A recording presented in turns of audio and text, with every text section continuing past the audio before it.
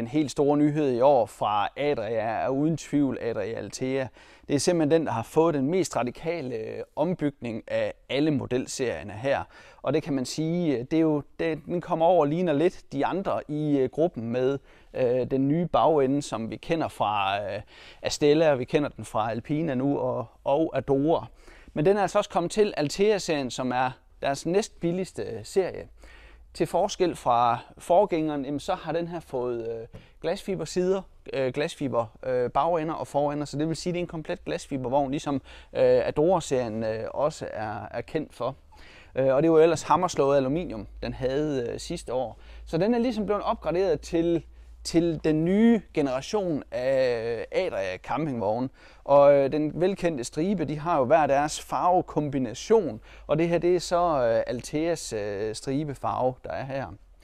Hen i forenden har den fulgt med tiden i forhold til gaskasser og så videre. Den har også fået den store nye gaskasse, hvor der er fantastisk tilgang til tingene her. For det første så er klappen kæmpe stor, så du kan meget nemt komme ind og komme ind til gasflaskerne og til din bagage.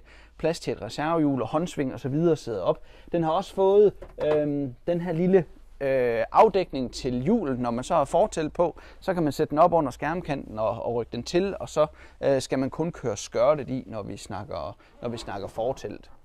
Men som I ser, så har den altså alle de her nye design features, som der også er på Adora-serien. Så det er virkelig nyt at se på i forhold til. Og det er altså ikke kun udenfor, den har fået en kæmpe revidering her. Det er altså også indenfor. Skal vi prøve at se her, om jeg ikke lige kan få tændt lyset. Vi skal lige op og have tændt det sådan der. Igen, ny styring på lysdelen. Og farverne herinde taler også for sig selv. De har fået de her filtting på sidevæggene, som gør det meget mere eksklusivt. Det virker meget mere lunt og hyggeligt inde i vognen end de tidligere. Og hvis man lige bider mærke i sådan noget som rudeafdækningen her, så har man altså de helt nye plissé-gardiner med myggenet inklusiv, så det bliver sådan lidt mere en integreret del af myggenetsystemet og afdækningen i den. Man har gjort rigtig meget for at holde vægten nede på Altea. Nu kan man sige, sådan noget som glasfibersider, så det er faktisk væsentligt tungere, end det var med alu. Men der har man simpelthen gået ind og lavet et lidt mere simpelt møbeldesign for at lette den.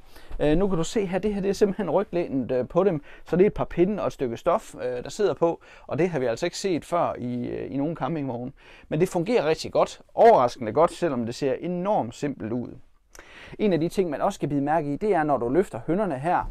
Tidligere så skulle man jo løfte hønnen, og så havde man en træplade, men i den her, der er det integreret i selve hønnen her. Så der løfter du simpelthen bare hønnen op, og så har du tilgang ned til sædegruppen hernede, til alt din bagage. Genialt tænkt, og det tror jeg, vi kommer til at se meget mere af på nogle af de andre modeller også. Det er virkelig gennemtænkt. Farverne nordisk i træsorterne igen, det passer skide godt til den danske camping-tankegang, at man godt vil have noget af de her lidt nordiske designs. Køkkenet har fin med 3 gasblus, som vi kender det, og stålhåndvasken der. Der er køleskab hernede, og jeg tror, at det er med dobbelt åbning. Ikke at man måske kan bruge det til en hel masse, men du kan åbne den fra begge sider. Det er jo de her nye generationer af Dometic-køleskabe, som også er i den her model. Sengen herhenne, dobbeltseng, igen med hævbar hovedgære, så du kan ligge og læse en bog, hvis du synes det. Den her, den har fået en opgraderet madras, det er sådan en Evapur, tror jeg nok den hedder. Jeg må ikke lige hænge mig op på navn, men noget i den stil, hvor man får en lidt bedre madras, end der egentlig er i standard. Den minder meget om dem, der også findes i Adora-serien.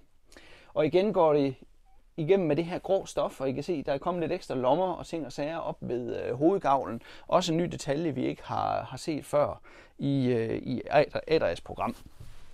Inde på badeværelset, faktisk, når man tænker på, nu skal jeg lige sige, det her det er en Adora, nej, det er ikke en Adora, det er en Altea 432 PX'er.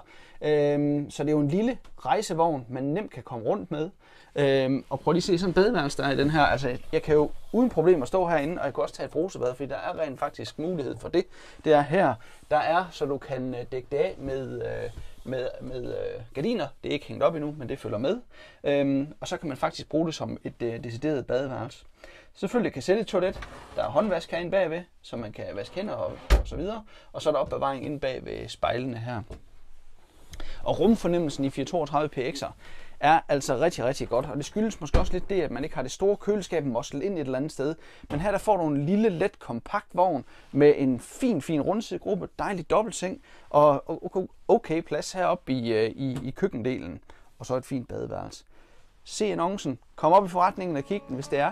Den findes selvfølgelig i alle mulige andre udgaver, men det her det er altså også en rigtig fin lille rejsevogn.